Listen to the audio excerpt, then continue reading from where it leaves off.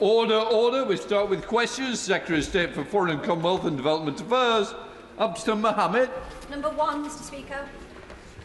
Minister. Mr Speaker, in November I made the first ministerial visit to Yemen in 6 years. I met the President and the Prime Minister to reaffirm the UK's unwavering support for a unified and stable Yemen. We support their commitments to reform and we continue to focus on delivering humanitarian assistance to all those in need in Yemen and using every diplomatic lever alongside our international partners to advance peace. The recent escalation of tensions in southern Yemen threatens to undermine those goals. We therefore welcome calls by Yemen's President for a dialogue addressing these issues and Saudi Arabia's offer to host a conference. We will continue to support efforts to achieve a swift diplomatic resolution.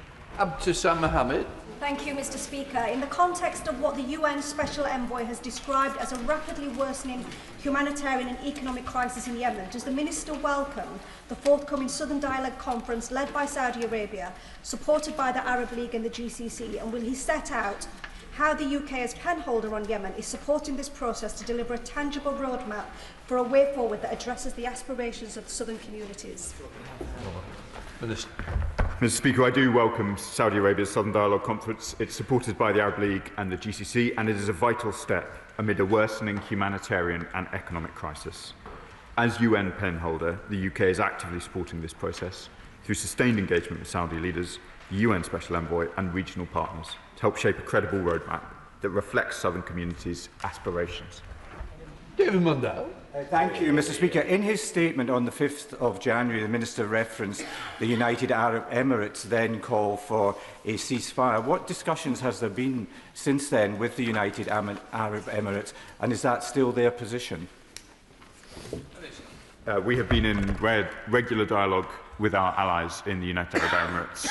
As I understand, their position remains in support of a ceasefire. I know there are extensive dialogue, not just with us, but with some of their other Gulf partners on these questions as well. Anna Dixon. Number 2, Mr Speaker. Secretary of State. With permission, Mr Speaker, I'll answer questions 2, 14, 20 and 24 together. The humanitarian crisis in Gaza is still in dire situation because of the winter conditions and a lack of urgently needed aid.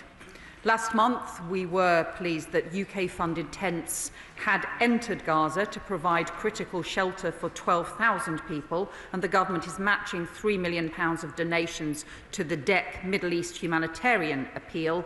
But far more still needs to be done. We still need much greater access through crossings and barriers to aid lifted in order to deal with this humanitarian crisis. Anna Dixon. And the Secretary of State for her response. We've all witnessed the unfolding catastrophic humanitarian disaster in Gaza, exacerbated by the collapse of the Gazan health system and the suspension of aid delivery. I'm therefore shocked that the Israeli government plans to prohibit some 37 international NGOs from operating in Gaza and the West Bank, including Médecins Sans Frontières, ActionAid and the Norwegian Refugee Council. So could the Secretary of State outline what steps the government has taken to prevent this and what more it intends to do?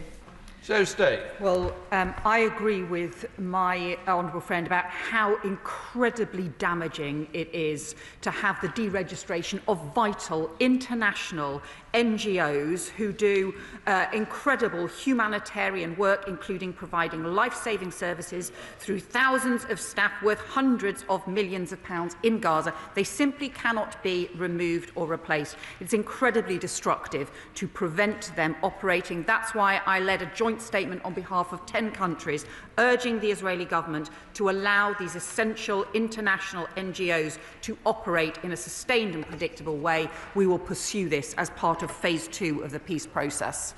Dr. Peter Prinsley. Thank you, Mr Speaker. I thank the Secretary of State for her answer. My surgical colleague, Mr Rabour of West Suffolk Hospital, spent a month last year in Gaza at the Nasser Hospital.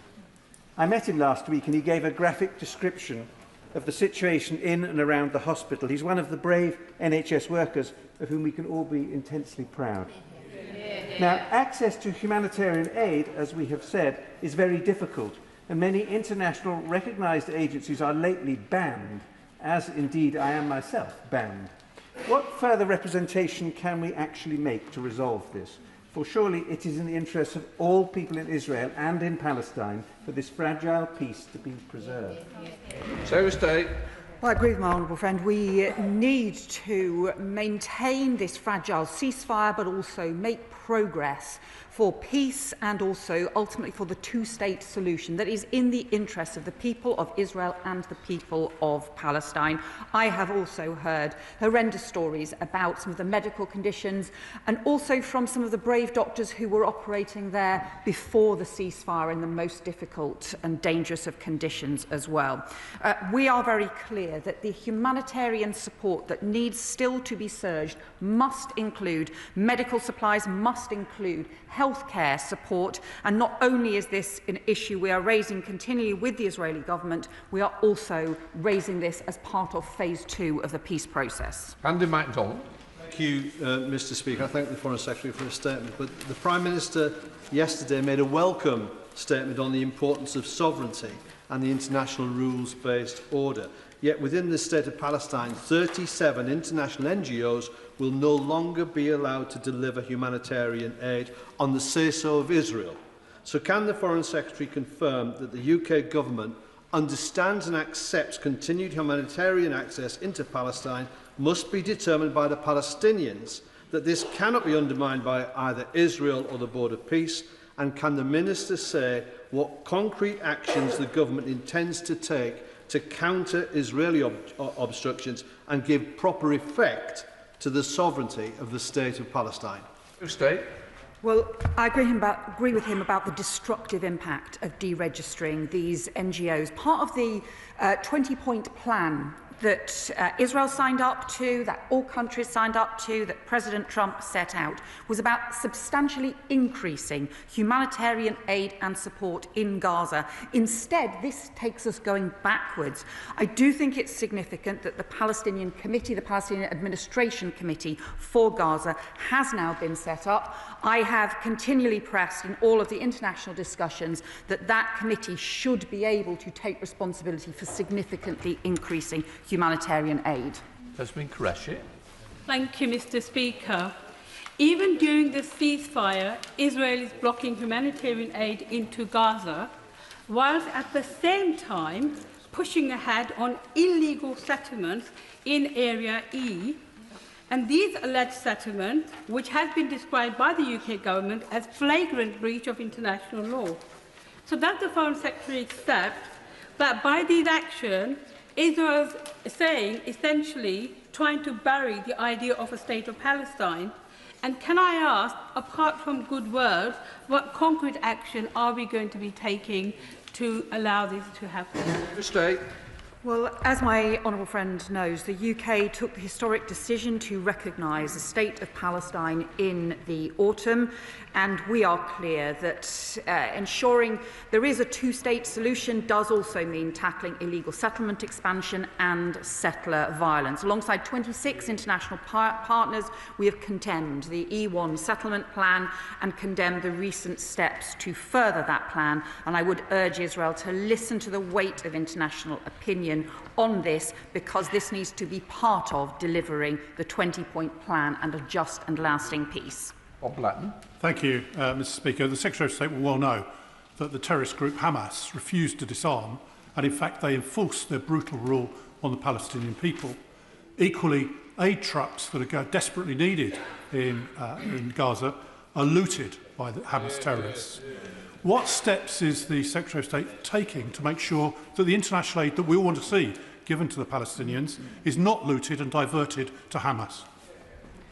Well, I think the honourable member raised two important issues there, because we do agree that the decommissioning of Hamas weapons is a central and crucial part of the 20-point plan. That is why the three issues we have continually prioritised have been the establishment of the Palestinian Committee, the increase in humanitarian aid, and the establishment of the process for the decommissioning of Hamas weapons. We put forward proposals based on our experience in Northern Ireland and expertise as well, but I do believe that this urgently needs to make progress as part of phase 2. Monica Harding. Mr. Speaker, there are reports that today, this morning, Israeli security forces arrived in the Sheikh Jarrah UNRWA compound in occupied East Jerusalem. Security guards were forced out of the premises and bulldozers subsequently entered the compound and began to demolish UNRWA buildings, and the demolitions are ongoing. If this is true, this is an unprecedented attack, not only against UNRWA and its premises, but constitutes a serious violation of international law and the privileges and immunities of the United Nations. What consequential action will the Foreign Secretary take if these reports are true? So stay. Well, we have already had previously issues last month with issues involving the Israeli authorities entering UNRWA's compound in East Jerusalem without prior authorization, and UN premises are inviolable under international law. So we have already raised this and condemned this, and it is immensely important that everyone recognises the important role that UNRWA plays. This year, the UK has committed 27 million to help UNRWA scale up life-saving aid, including food, water, shelter and medical care. Dr. Andrew Morrison. Thank you, Mr. Speaker. Pressure on the UK to join the expensive and dodgy-looking Gaza Board of Peace has been ramped up overnight by President Trump's messaging. Will the government politely decline the Gaza Board of Peace whilst reviewing its position on Chagos, given the US intervention overnight? So stay. Slightly contorted question. On the issue, as the honourable member will know, that the Board of Peace proposal was originally part of the 20-point plan around Gaza. The proposals that have been put forward now are very different from what had been previously expected around Gaza. So it's right that there are further international discussions underway on this, and all of those details are being discussed. We will see where that ends up. What I would say is, though, I think the critical issue now is the support for the Palestinian Committee, because Gaza should be run by the people of Gaza, by Palestinians, free from Hamas. And that is the crucial thing now that we need to support and ensure that they have not just the humanitarian support, but also the decommissioning of weapons and the support for their long-term future. Vicky Slade. Thank you, Mr. Speaker. The irony is, of course, that we already have a Board of Peace. It's called the UN, and President Trump is undermining it at every step. 5 days ago, a group of 22 UN experts deemed the ban on the international NGOs as part of a systematic assault on humanitarian operations and a step in a deliberate dismantling of Gaza's lifeline. 21 children have died of extreme cold in recent days. 7,000 tents have been swept away due to weather conditions. Foreign Secretary, we need to do more directly. If these NGOs can't do it, what is the government doing to get tents and shelter and heating into Gaza? Well, nothing can replace the UN or its charter. Let us be clear about that. It's the bedrock of multilateral cooperation and international law. And I met the Secretary-General of the UN this weekend to reaffirm our support for the UN and the work that it does as part of the marking 80 years of anniversary of the United Nations this weekend.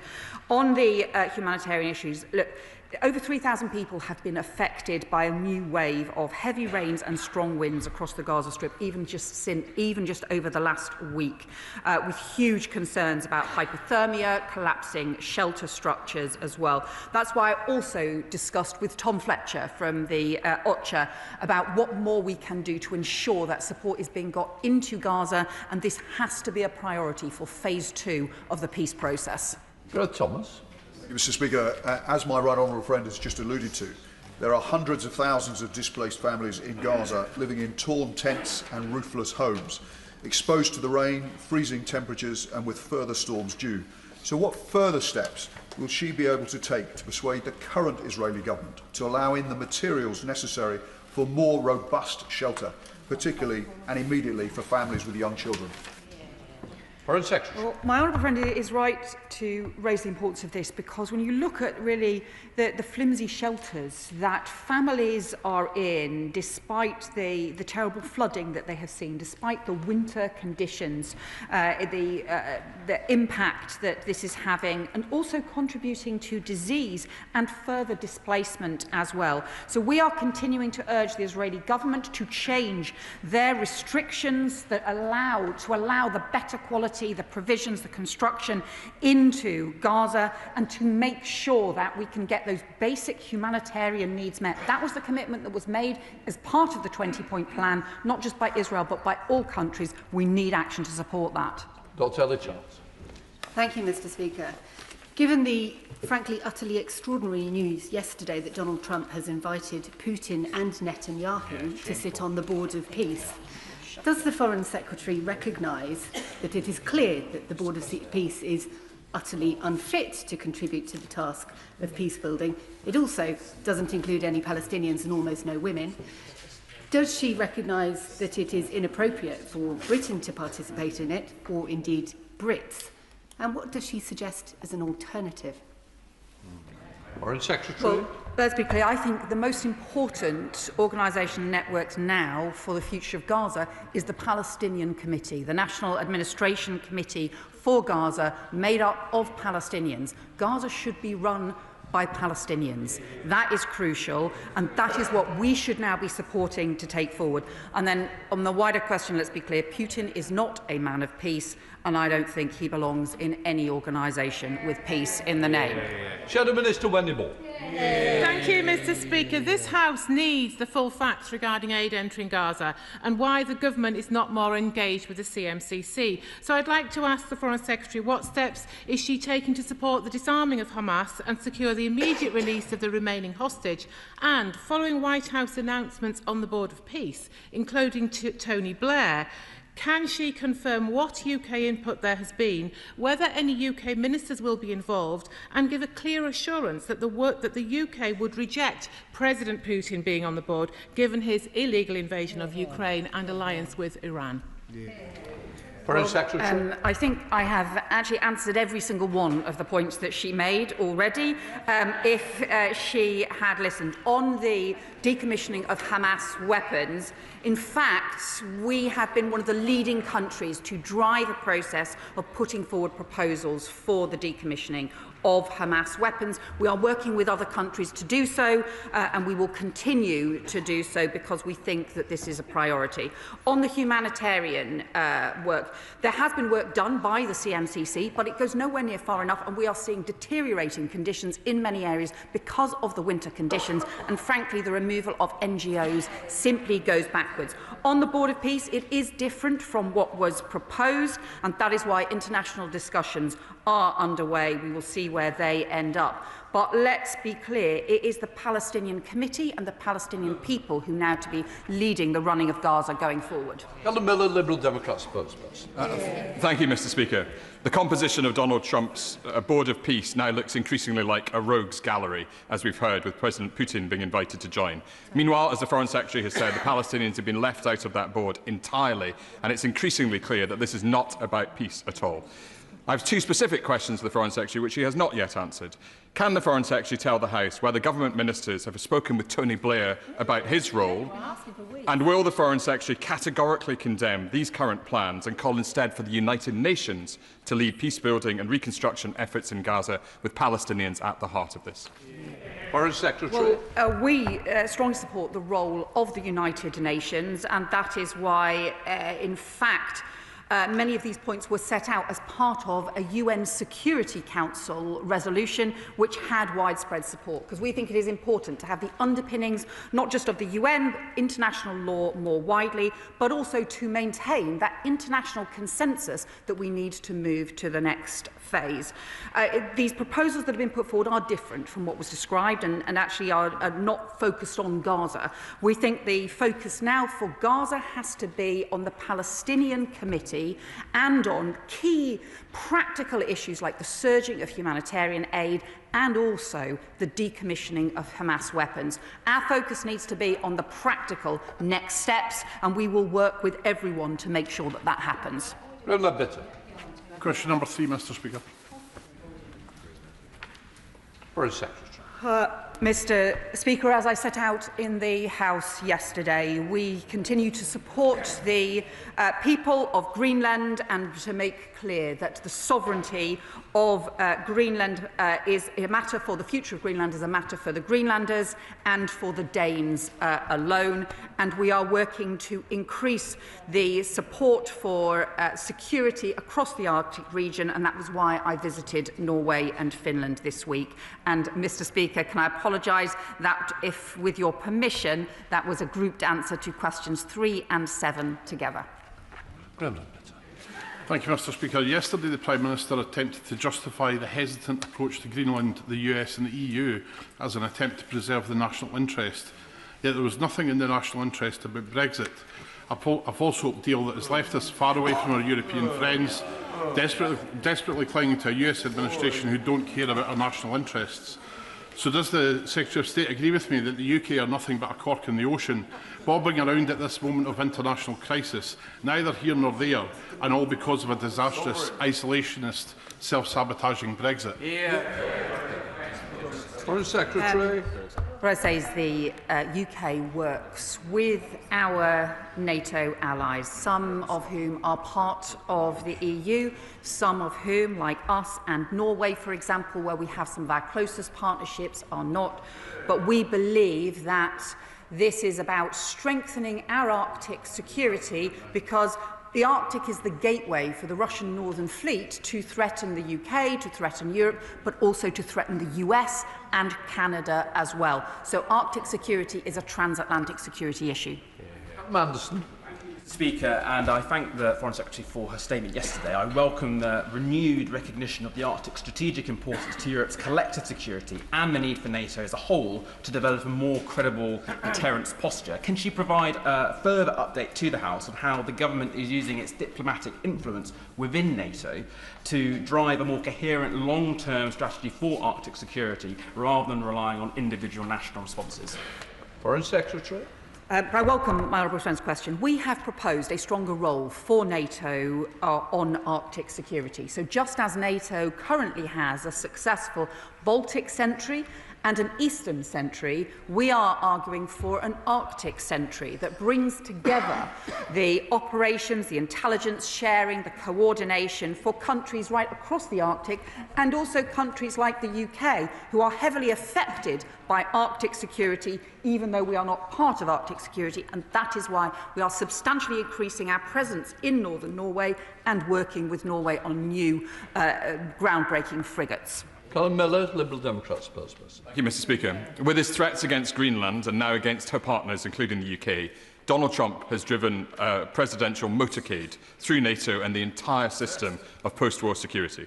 I'm pleased that the Prime Minister yesterday made his objections to Trump clear, but words are not enough.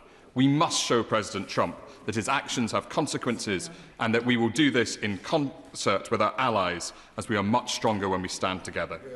Yesterday, the Prime Minister ruled out the idea of preparing retaliatory tariffs to use only in the event that the President carries through with his threats on the 1st of February. Does the Foreign Secretary agree with me that we should take no options off the table when dealing with a corrupt bully like President Trump? Foreign Secretary. The UK Prime Minister will always act in our national interests. That means pursuing Britain's security, pursuing Britain's prosperity and pursuing Britain's values.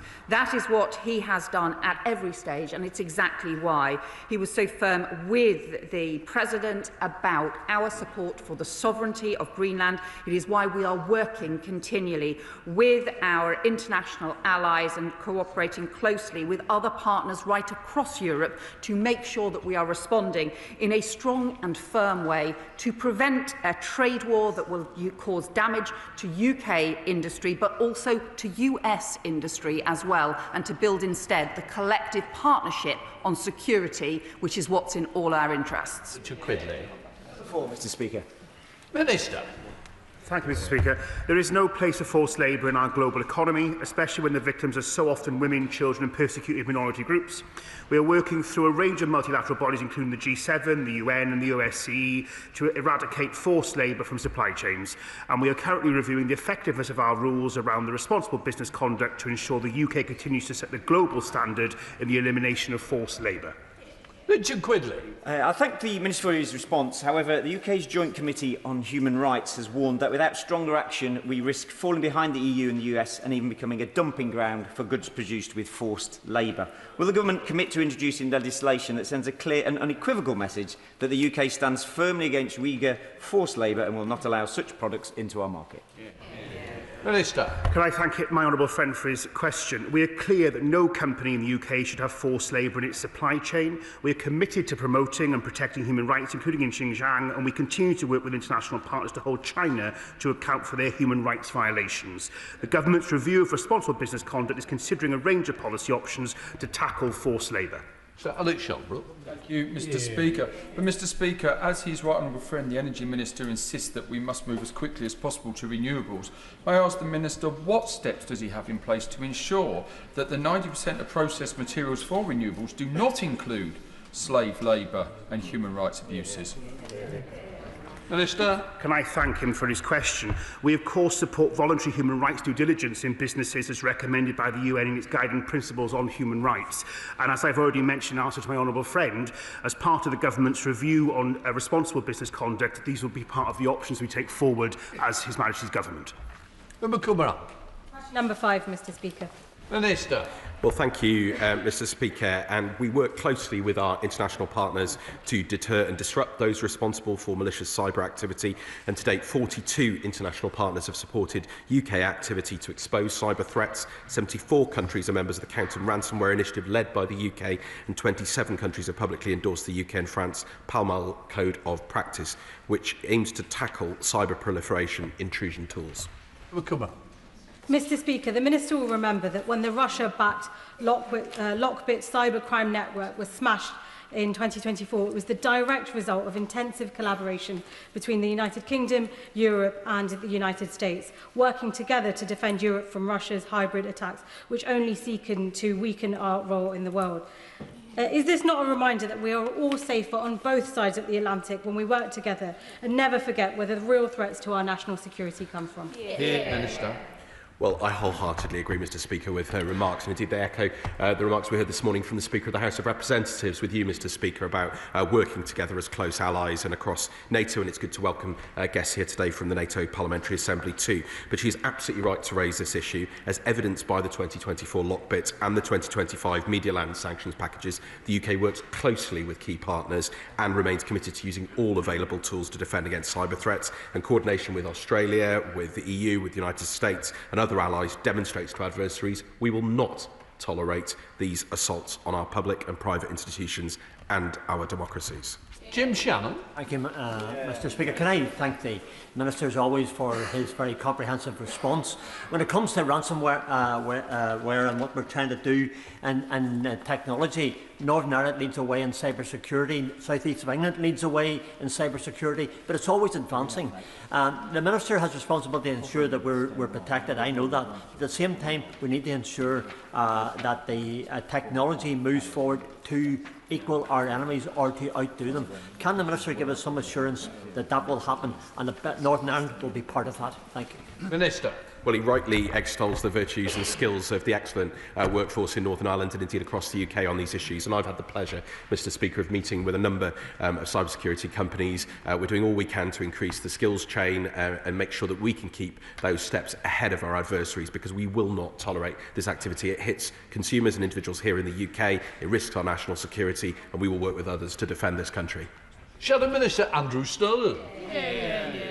Thank you very much, Mr. Speaker. Iran is a cyber menace, committing digital warfare against democracies around the world and its own people, cutting internet most recently from its own citizens to hide the scale of the atrocities it is committing. So can the government outline whether it has any plans to use its own cyber capabilities to take on Tehran in its moment of weakness, and how it will prevent Tehran from evading tariffs by using cryptocurrency? Minister. Well, can I welcome him, perhaps as his unexpected elevation, but welcome him to his position and thank him for his important question, which is on a very, very serious matter, which is the threat from our adversaries. And he is right to point out Iran. There are, of course, many others who are attempting to damage our national security, to hit consumers and individuals here in the UK. He will understand I'm not going to go into operational details on any matter relating to our cyber defences, but he can be assured that we keep the activities of our adversaries very, very closely in our mind, and we are taking steps to make sure we can defend this country against all threats from wherever they come. Blake Stevens. Question number 6, please, Mr. Speaker. Minister. Well, Mr. Speaker, the Chagos Archipelago Marine Protected Area is one of the world's most important marine environments. Has been rightly been recognised by members across the House, and both the UK and Mauritius are committed to its protection. I can confirm to him that no commercial fishing will be allowed, but low levels of artisanal fishing will be permitted for the sustenance of the Chagosian communities, which is compatible with nature conservation, and we're working closely with Mauritius to ensure that adequate patrolling capabilities will be maintained after the Marine Protected Area enters into force. Blake Stevens. Thank the Minister for his response. A recent report from Yale University ranks Mauritius last out of 131 states for stringency in its marine protected areas, and a woeful 173 out of 180 for protection for biodiversity. Mauritius has even admitted it doesn't have capacity to patrol the area and is open to commercial fishing, and I recognise the response that the Minister just gave, but Britain has kept the Chagos marine environment pristine for 50 years. Why doesn't the government want to secure this legacy in law? Minister. Well, with the greatest respect, because I know he raises these issues with sincerity, I was just very, very clear, and it was on the 3rd of November that Mauritius announced the creation of the Chagos Archipelago Marine Protected Area, and they've confirmed that no commercial fishing will be allowed in any part of the MPA. We're working very closely with them on the issues around patrolling, working very, very closely to protect the environment. These are important issues, and I can assure him that we are absolutely seized of them. Foreign Secretary Dame Fitzpatel. The Prime Minister previously said that Five Eyes partners and the United States backed the Chagos surrender bill, but today the American president has publicly opposed it, rightly citing the very concerns that these benches have raised around the malign influence of China and Russia benefiting directly as a result of surrendering the Chagos Islands. Is President Trump right? And given Labour's Chagos surrender bill will cost £35 billion, compromise our national security and betray the rights of the Chagosian community, when will the government finally see sense and scrap this shameful treaty? Minister. Well, Mr. Speaker, she again makes some wild claims about costs, which are simply not the case. We have been absolutely clear that the UK will never compromise on our national security. As we have made repeatedly clear, the agreement we have struck is vital for protecting our national security and that of our allies, and guaranteeing the long-term future of a base that is crucially important for the UK and the United States. Our deal secures the operations of the joint US-UK base on Diego Garcia for generations. It's got that backing across Five Eyes, as well as other international partners. I would remind her very, very clearly that in May, the US Secretary of State said the Trump administration determined that this agreement secures the long-term, stable and effective operation of the joint US-UK military facility on Diego Garcia. We will, of course, have discussions with the administration in the coming days to remind them of the strength of this deal and how it secures the base. And I am surprised these comments have been made, obviously, in the context of difficult conversations about Greenland, which she joins us with in standing for their sovereignty and self-determination and reflection. And I would just urge her to be a little bit more reflective in her comments. Douglas McAllister. Thank you, Mr. Speaker. Question number 8. Minister. Mr. Speaker, one of the Foreign Office's most serious and important duties is standing up for British nationals who have been wrongly detained overseas and supporting the families here at home working desperately for their release. We're committed to strengthening those efforts, including through the appointment of a dedicated envoy for complex detention cases, and we expect to confirm that appointment in the near future. Douglas McAllister. Mr. Speaker, exactly 3,000 days ago, my constituent Jagtar Singh Johal was imprisoned in India.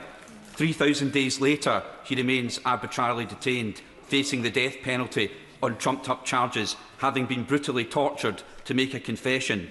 While in opposition, our Prime Minister rightly recognised my constituent's detention as arbitrary. We need to do more than just raise his case with Indian counterparts.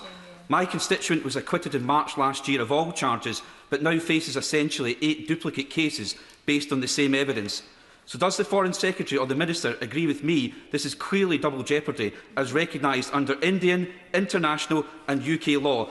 And will the government make that clear to Indian counterparts?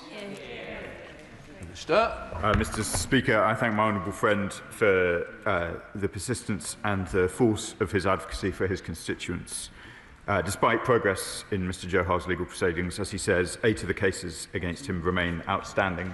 We continue to raise concerns about Mr. Johal's prolonged detention with the Government of India at every appropriate opportunity, emphasising the need for a prompt, full and just resolution of Mr. Johal's cases within India's independent legal system. Christian Jolly.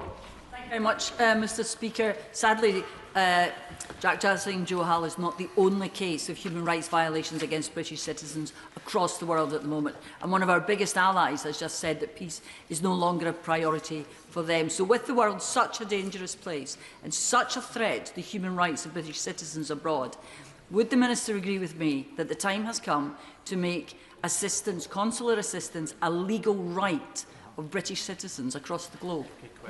Minister. Mr. Speaker, we're committed to introducing a right for consular assistance. We'll return to this House with more detail about what form that may take.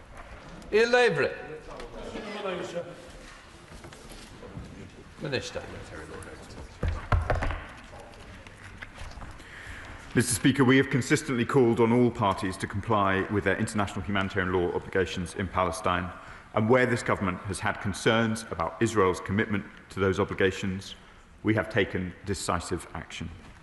That has included stopping exports to the IDF that might be used in Gaza, suspending negotiations on a new free trade agreement, and last month voting in favour of a UN resolution which welcomed the ICJ's advisory opinion on Israel's obligations to allow life-saving humanitarian assistance to reach Palestinian civilians.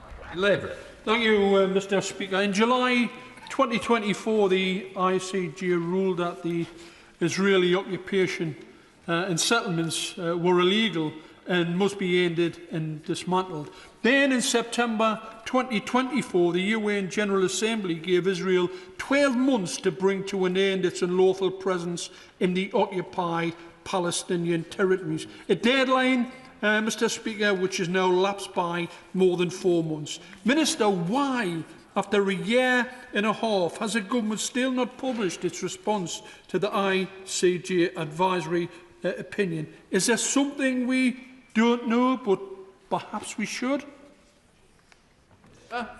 Mr. Speaker, I thank my honourable friend for the question. In that period, the UK has made a range of very significant determinations in relation to our policy in the Middle East. Of course, we continue to consider the Court's advisory opinion on Israel's occupation carefully. There was lots in that advisory opinion with which we agree, and is indeed already government policy. We agree settlements are illegal. We have already taken strong action against them. Since this government came into office, we've introduced 3 packages of sanctions related to violence against communities in the West Bank, and we continue to keep these questions under review. Imam Mohammed. Thank you, Mr. Speaker. Since the recent ceasefire came into effect, over 450 Palestinians have been killed by Israel.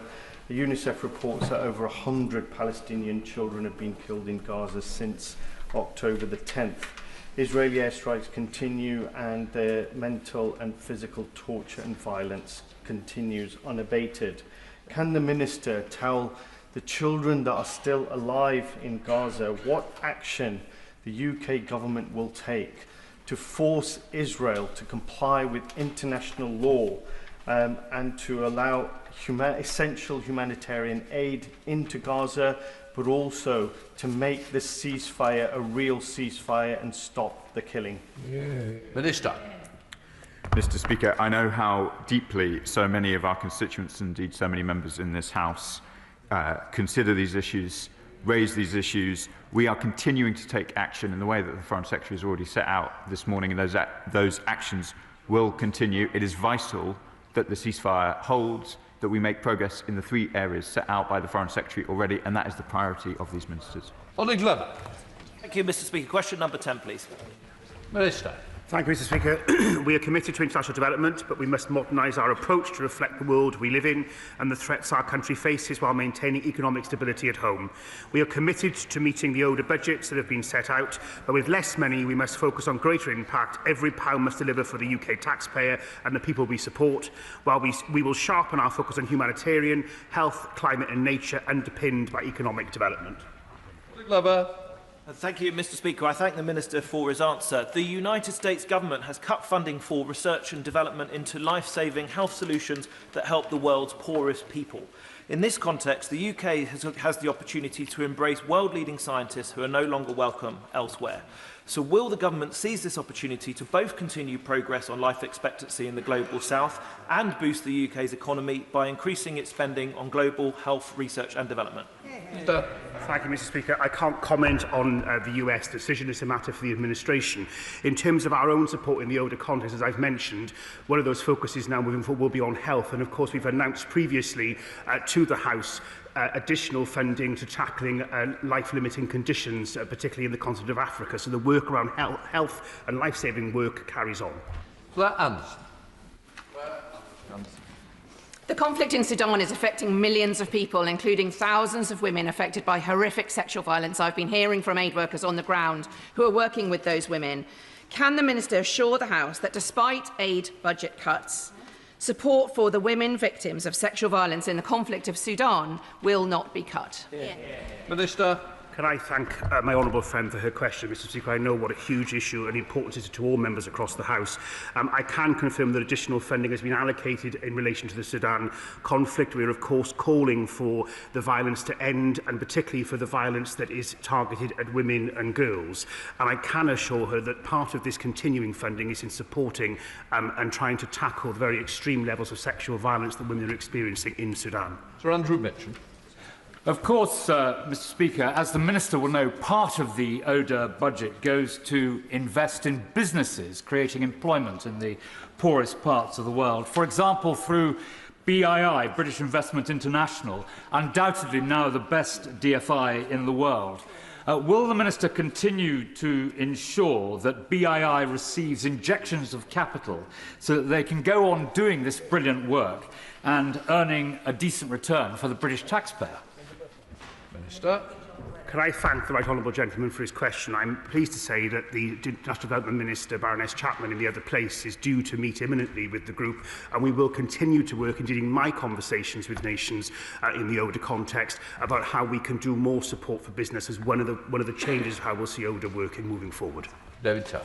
Thank you, Mr. Speaker. I hate to disagree with my colleague opposite, who I respect greatly, but I do wonder, in the era where we have less money, whether we do need to focus on reaching the poorest people the most. And there are other models, including the International Finance Facility for Education, the International Finance Facility for Immunisation, that offer ways in which we can leverage in much more money. By putting in a small amount, we can leverage up to 4 times more money out. So would ministers meet with me and a Treasury Minister to discuss proposals like this, so that we can look at innovative forms for development finance in an era of less ODA? Minister. Can I thank my honourable friend for his question, Mr. Speaker? I'm, of course, more than happy to meet with him as diaries allow. Gareth Emerson. Number 11, please, Mr. Speaker. So stay.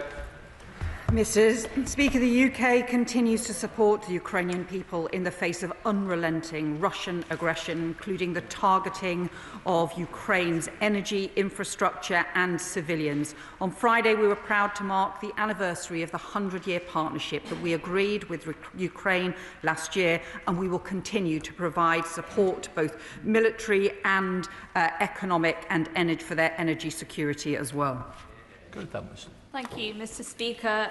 The Association of Ukrainians in Great Britain, Bolton branch, is situated in my constituency of Bolton North East, helping families settle and keeping those community ties strong.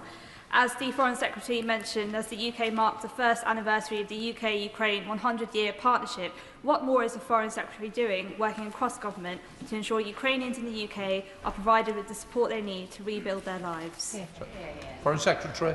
Can I thank the honourable member for her question? This is exactly this 100-year partnership is about our people-to-people links, our long-term connections between the UK and Ukraine. And if I can just take a personal moment on this, Mr. Speaker, I can report that one of the teenagers who came to stay with us in Castleford at the very beginning of the Ukraine war and has since returned to Kyiv has continued with her training to be an international standard ballroom dancer, is back in the UK with her partner this week in the run-up to an international competition, and I wish them both the very best. Sir Julian Lewis. I'm sure the entire House endorses what the Foreign Secretary has just said. In a week when the government is sadly letting down Hong Kongers in London, Chagossians in exile, and Northern Ireland veterans in retirement, can we absolutely rely upon continued support for Ukraine's gallant resistance to atrocious Russian imperialism? Foreign Secretary. Well, I think really the honourable member should know better than to ask a question like that, as he knows. The UK has been continually strong in our support for Ukraine, for the people of Ukraine, and also for Ukraine's continued military resistance. I think for too long Russia has underestimated the people of Ukraine, but also Ukraine's friends, and that is why the UK, through the coalition of the willing, has been leading support for Ukraine. Shadow Minister Winniborn. Thank you, Mr. Speaker. The Foreign Secretary will have heard President Zelensky's warnings last week about the supply of air defence missiles. We must heed them. Can she confirm whether the government is now going to make more weapons available, immediately scale up production, or broker new military aid packages with our allies to make sure there is a constant supply of missiles? Well, the UK is working very closely with our partners, including through NATO, but also more broadly, to ensure that Ukraine has the military support they need, including the weapons and the equipment, but also support for their energy infrastructure, support for their intelligence gathering as well, where the UK plays an important role. And what we have done is, in fact, set forward commitments alongside the French government as well, and that forward lean on the ability to support Ukraine if a peace agreement is reached, backed by security guarantees. So I think the UK is really very much leading the military and wider support for Ukraine. Dan Carden, starting topicals. Topical number 1, Mr. Speaker. Secretary. Mr. Speaker, in a few weeks' time, we will reach the 4th anniversary of the Ukraine war, and extreme efforts have been made over recent months to pursue a just and lasting peace, but still we have seen no sign that Russia is willing to make peace. And in the early hours of today, Russia attacked Ukraine with 34 missiles and 339 drones. This follows 4 previous nights in which Russia fired 537 drones at Ukrainian cities, largely targeting energy infrastructure. Ukraine's energy system is experiencing its most acute crisis of the war, and Kyiv residents are currently receiving 3 hours of power, followed by 10-hour outages. So on the 16th of January, as we marked the first anniversary of the 100-year partnership, I announced a further £20 million of UK support for vital energy repairs. Our commitment to supporting Ukraine is unwavering. Duncan. Thank you, Mr. Speaker. I'm grateful for that update. The brutal Iranian regime is dying and a new Iran is being born, and we can assist that process in their interests and ours by banning the IRGC. If the Foreign Secretary requires a new legislative instrument for a prescription mechanism for state and state-linked bodies, will she bring that to the House? And will the Foreign Office prepare for the day after, convening opposition parties to cohere them and mobilise expertise to decide on a future democratic... Come on, you've got to help me to get others in. Well, my honourable friend will know that as Home Secretary, I commissioned the review of the legislation which recommended changes because the existing legislation is drawn up around terrorism and we need to be able to deal with state-backed threats. I can also assure him that both I and the new Home Secretary take extremely seriously the threats from Iran. Foreign Secretary Dame Patel. Speaker, the government has just given planning permission to the new Chinese superb embassy, and it's 240 pages, and there it is for us to read. All the time while Jimmy Lai, a British national, continues to be imprisoned in appalling conditions on bogus political charges under the disgraceful Hong Kong national security law. So does the Foreign Secretary agree that it is unacceptable for China to be rewarded with this spy hub in the heart of London while Jimmy languishes in prison? Foreign Secretary.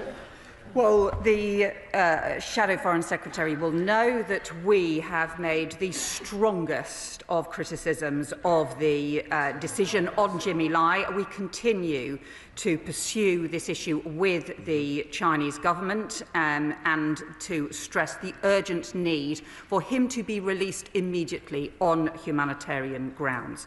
She has raised the issue of the independent planning decision, and she will know the independent planning processes that need to be gone through, and I understand the Security Minister will be making a statement to the House on this topic shortly following this session.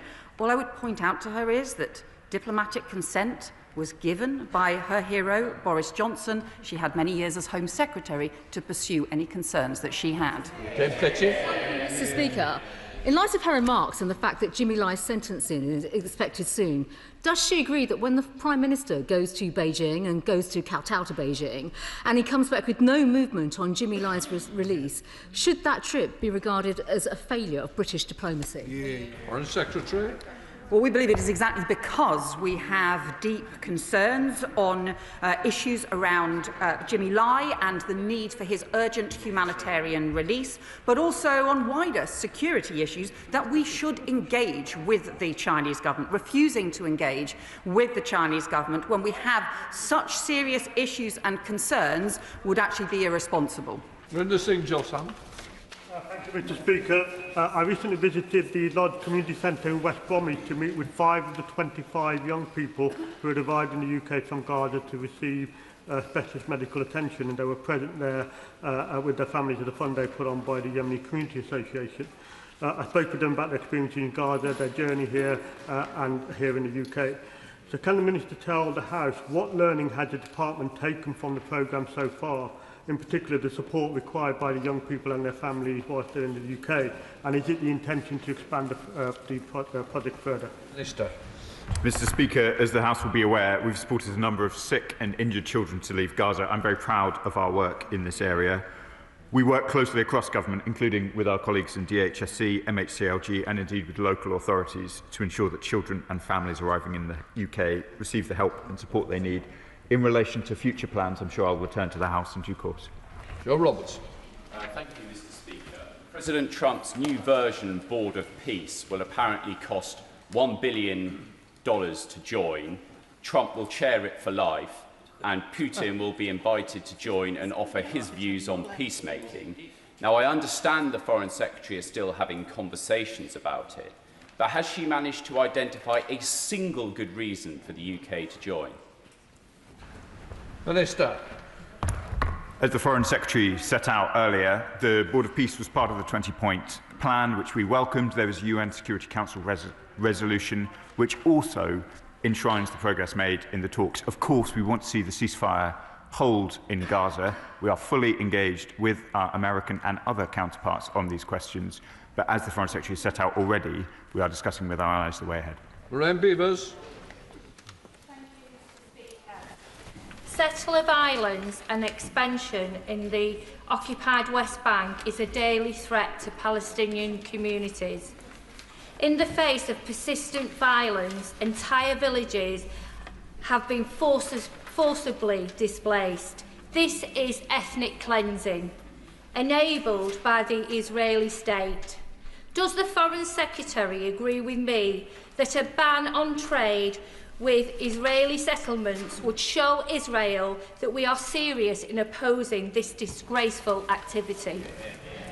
Foreign Secretary. What I would say to the Honourable Member is we are deeply concerned about the escalating settler attacks and the fact that they have reached new heights, with more attacks last year than in any year since the United Nations began recording such incidents. We need the Government of Israel to abide by its obligations around settlements and also around settler violence, but we also need to ensure that we pursue this as part of the broader peace plan process, the 20-point plan process, to build the greatest possible coordination around delivering not just peace for Gaza, but a two-state solution. In Europe, both Allied and Russian, I wonder if the Foreign Secretary could articulate the risk she thinks that the UK is taking when it has such a small military and is committing several thousand troops, maybe even tens of thousands of troops, to Ukraine through the coalition of the willing. Well, the UK government, this government, is responsible now for the biggest increase in defence investment since the Cold War, because we recognise the importance of defending our national security. And I would also say to him that Ukraine's security is our security. The threat from Russia affects us all. Jeff Smith. Speaker, it's going to be impossible to get the necessary aid into Gaza until the Rafah crossing is fully open. Can the Minister update us on progress in trying to persuade the Netanyahu government to do the right thing and open the Rafah crossing? Minister. I thank my honourable friend for his question and his continued advocacy on these questions. The Rafah crossing, and indeed other crossings, was clearly outlined in the 20-point plan as needing to open. There have been discussions between various partners, but we continue to press the Israelis to open all the crossings now. Stephen Gathens. Mr. Speaker, an opinion poll at the weekend in the Sunday Herald shows that 3/4 of Scots would vote to join the European Union. They get that leaving the EU was a disaster a decade ago, and it's even more of a disaster given the international situation now. So why does this government continue to pursue yesterday's policies backed up by yesterday's men and women? Minister. Well, Mr. Speaker, with the greatest respect, he knows that this government has strengthened our relationships with the EU, has got a security and defence partnership, is securing an SPS deal, is rejoining Erasmus+. These are all things that are going to make a tangible difference, both for people in Scotland and across the United Kingdom, and we're very proud of them. Mike Reader. In her Sunday Times interview 2 weeks ago, the Foreign Secretary warned that the only person who benefits when NATO is divided is Vladimir Putin. That warning looks even more relevant today, so can I ask her once again to remind her colleagues across the Atlantic that this is the time we come together as an alliance and remember who our true enemies are? Well, I gather that their sentiment was expressed by the Speaker of the House of Representatives, the US Speaker of the House of Representatives, Mike Johnson, who has been with us in Parliament over the last few days. I think there are many people on both sides of the Atlantic, across Europe and across North America, who recognise the importance, the vital importance of our NATO alliance, of keeping all of us safe. Seamus Logan. Thank you, Mr. Speaker. My constituent, Peelin Omar, has asked me about a ceasefire which was announced on Sunday between the Syrian government and the SDF, which has already unravelled, with fighting resuming in less than 24 hours. What is the Foreign Secretary doing to promote humanitarian access, international monitoring and a long-term reconciliation between the Kurdish people in Aleppo and northern Syria and the Syrian government? And does it support a more devolved government solution to bring about a lasting peace for the Kurdish people? Minister. Mr. Speaker, many across the House will be aware of the fast-moving situation in north-east Syria. It is of concern to the British Government. We are calling for de-escalation and we want a halt to the advance into the north-east. We continue to focus on the humanitarian situation in Syria. Over 16.5 million people are in need of humanitarian assistance, and we are delivering up to £104 million of assistance this year. Could I ask the Minister what action the UK Government is taking to support Tamils in seeking justice for past and current injustices? Mr. Speaker, the UK is active in seeking justice and accountability for Sri Lanka's Tamil community, and indeed we lead in the UN's Human Rights Council on the resolution on Sri Lanka. Last year, we sanctioned Sri Lankans for human rights violations in the civil war, and we've made clear to the Sri Lankan government the importance the importance of improved human rights for all in Sri Lanka, as well as reconciliation. And let me take the opportunity to wish the Tamil community a happy Thai Pongal. Shocker Adam. Despite the Minister's assertion that the government is holding the Israeli government to account, that I just would like to remind them that a tender by the Israeli government has just been passed for a further illegal construction of more than 3,000 homes in the E1 project in the West Bank. This will now completely cut the West Bank into half. So will the government now comply with the ICJ's opinion that third states have a duty, like ours, to bring Israel's illegal occupation to an end by imposing sanctions on Israeli ministers in their professional capacity and prohibit UK companies from illegal settlements? Minister. Mr. Speaker, the Foreign Secretary and I have set out the position in relation to settlements over the course of this session, but I want to be clear, we have been the strongest that we can in condemnation of the increase both in violence with settlers and settlements themselves. I have, from this dispatch box, announced sanctions indeed on Israeli ministers, including Mr. Smotrich and Mr. Ben-Gvir. Marcy Watts. Thank you, Mr. Speaker. I proudly declare that I'll be visiting the Falkland Islands as a guest of their government next month. What can the UK government do to alleviate EU tariffs of between 6 and 18% on their fishing exports so that the Falklands government have more money to spend on health, education and their treasured environment? Minister. Well, Mr. Speaker, we remain strong defenders of the Falkland Islands as part of our great British family globally, and I was pleased to speak with the new Legislative Assembly just the other day. It's, of course, the Brexit deal that the previous government negotiated that left the Falklands out when it comes to tariffs, but we continue to work very closely with them on a range of trade and tariff issues and have done so successfully in relation to the United States. Jeremy Corbyn.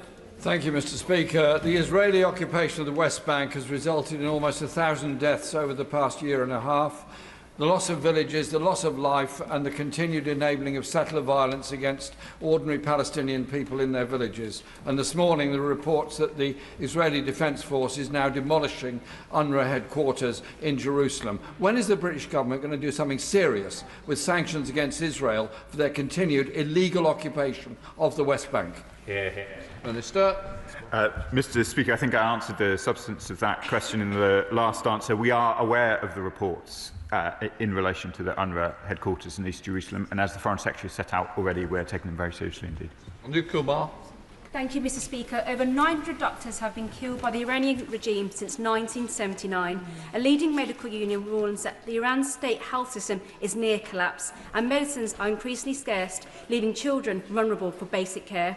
Does my right honourable friend agree that urgent international action is needed to hold the regime to account, particularly for the devastating impact on paediatric care?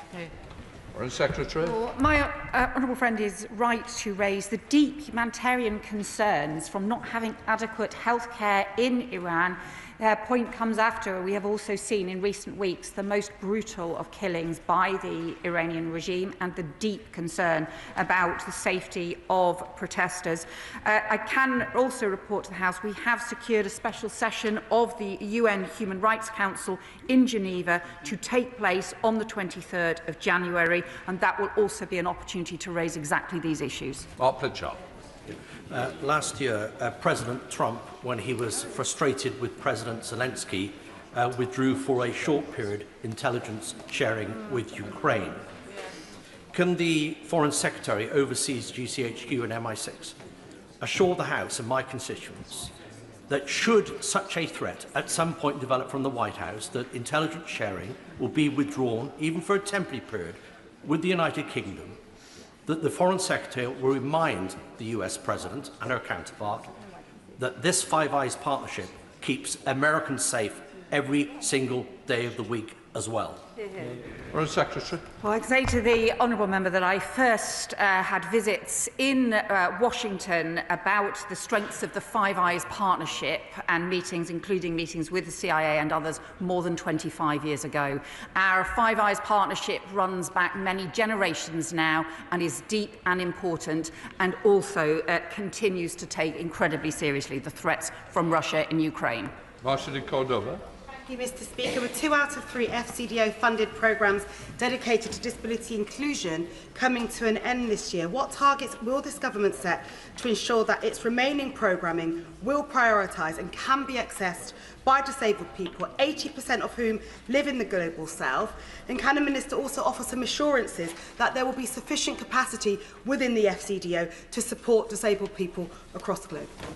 Minister. Can I thank my honourable friend for her question? The UK has long promoted global disability rights, and our global programmes are supporting disability inclusion in health, education, employment, plus access to innovative assisted technology. In addition to our work mainstreaming disability inclusion across FCDO's priorities, the UK is co-chairing the Global Action on Disability Network to strengthen international coordination on disability rights and accelerate this progress, including in the Global South. James Wilde.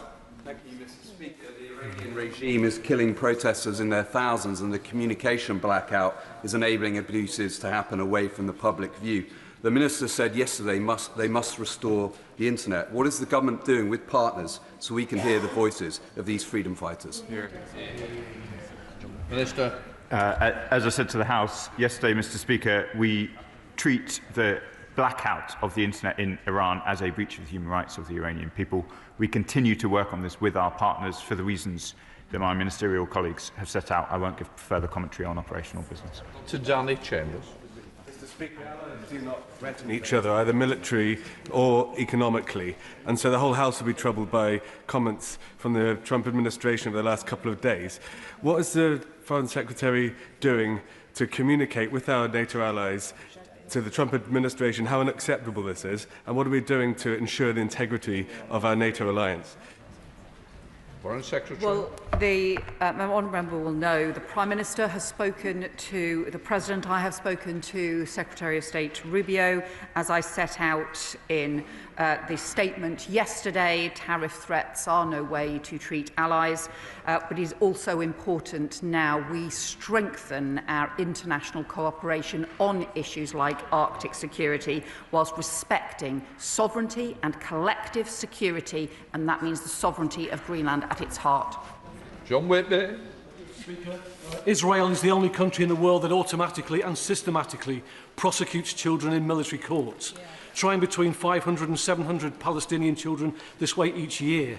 According to Save the Children, these children are at serious risk of contagious disease, hunger and abuse.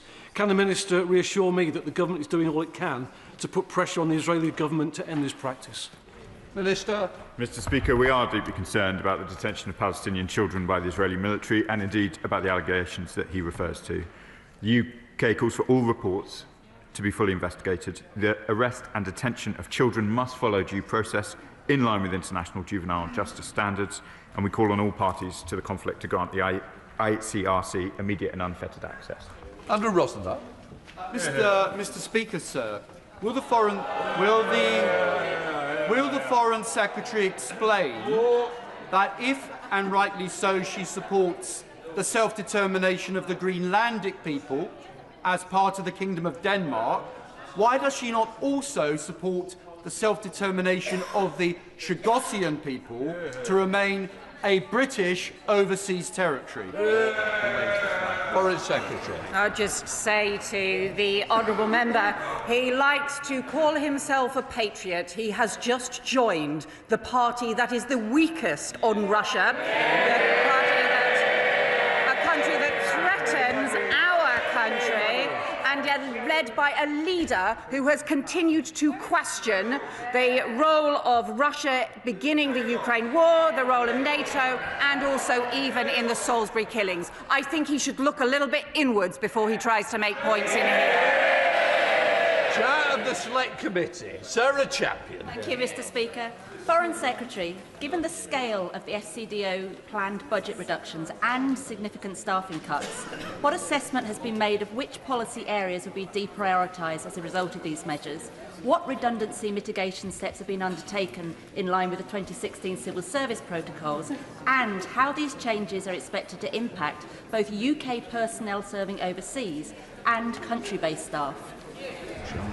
Well, my honourable friend will know as that we have been doing extensive work to ensure that the Foreign Office is focused on the key priorities and also in delivering for the national interest. She will know too that there was an expansion in the staffing, including the UK-based staffing of the Foreign Office quite significantly over the previous 5 years, and actually it is right that we ensure the Foreign Office is now most focused on both the national security issues, the prosperity issues, and also many of the issues she and her committee are concerned about around international development as well, and will continue to provide information to her committee on this. Bobby Moore. Mr. Speaker, a 14-year-old child, the son of my constituent Mr. Greaves, has been detained by the French state for 440 days. He's a British citizen with no dual nationality. He has had no schooling in that period of time, and most concerning of all, has not even received a single welfare visit by the British consulate, despite having been chased many times. So will the Foreign Secretary intervene personally in this case and meet with me to be able to secure a welfare visit?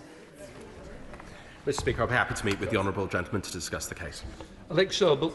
Thank you, Mr. Speaker. Last week, Uganda held elections. There were wide-ranging accounts of people being prevented from going to polling stations, ballot stuffing. In one polling district, there were more votes cast than there were electors. Now there's widespread violence, and the son of the so-called president of Uganda has threatened to murder the leader of the opposition, Bobby Wine, who lost the election. What can the Foreign Secretary tell me about the veracity of the elections? What should do to protect British citizens in Uganda and to ensure the safety of members of the NUP there as well?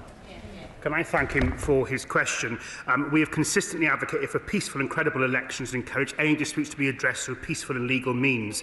In relation to the opposition leader, we've engaged across the political spectrum to advocate for peaceful elections, and including for the opposition candidates to be able to campaign freely and safely, and we continue to do so, including through our High Commission. Dr. Pinkerton. In answer to an earlier question, the Foreign Secretary said that the future of Greenland should be determined by Greenlanders and Danes. And yet members across this House are just finding out that any opportunity to give Chagossians a referendum have been stripped from this afternoon's discussions on the Chagos bill. So can I ask the Foreign Secretary, why does she think that Chagossians don't deserve the same rights that she considers to be so fundamental to Greenlanders? Well, Mr. Speaker, he knows we're going to be discussing these issues this afternoon. We'll have ample time to discuss them. He's got amendments down, and of course he knows that we've engaged extensively with Chagossian communities, and I have myself included. Thank you, Mr. Speaker.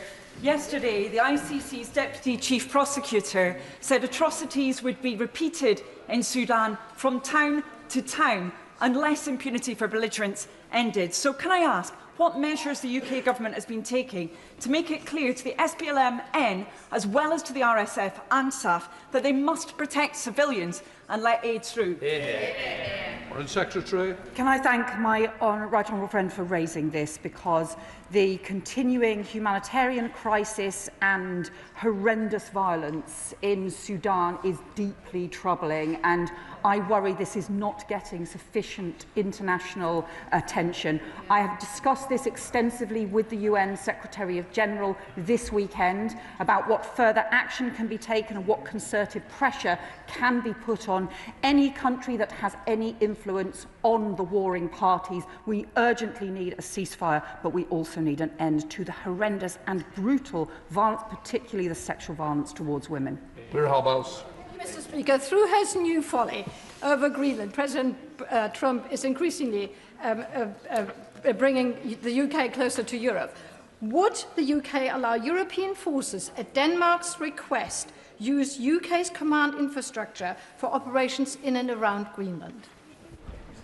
Minister. Well, the Honourable Lady knows that we already work very closely with Denmark, of course, in NATO, and indeed the Foreign Secretary made clear our desire for an Arctic Sentry programme, and of course we work with other partners in the High North, in the GEF, so we already work very closely together. Sarah Coombs. Speaker, last week I met a mother from my constituency who told me a terrible story. In October, her daughters were taken supposedly for a day out at the fair by their father, but they never came home. It seems he has abducted them and taken them out of the country, either to Afghanistan or Pakistan. Can the Minister set out what the government can do about these kind of abductions, and will they meet with me to discuss how we get these little girls home? Minister. Of course I will, Mr. Speaker. Final question, Colin Lockhart. Mr. Speaker, Yemen is now the third most dangerous country in the world to be a Christian, according to Open Doors World Watch List, which was released last week. Since January, over 50 Yemenis Christians have been arrested and imprisoned, facing intimidation, interrogation and risk of torture. Will the Minister explain why freedom of religion and belief is not made a clear prerequisite for continued aid, UK aid, with robust monitoring on the ground? Mr. Speaker, I'm grateful for an opportunity to comment on aid into Yemen. As I'm sure the honourable member will know, there are significant restrictions on aid into the north of Yemen, where the Houthis are in control. It is rather easier in the south of Yemen to get aid in, but given the events referred to earlier in the session, this remains complex. We continue to prioritise the freedom of religious belief, including through our excellent envoy, a member in this House, and I'm very happy to meet with the honourable member to discuss these issues further. That completes questions. We'll let the front bench change over.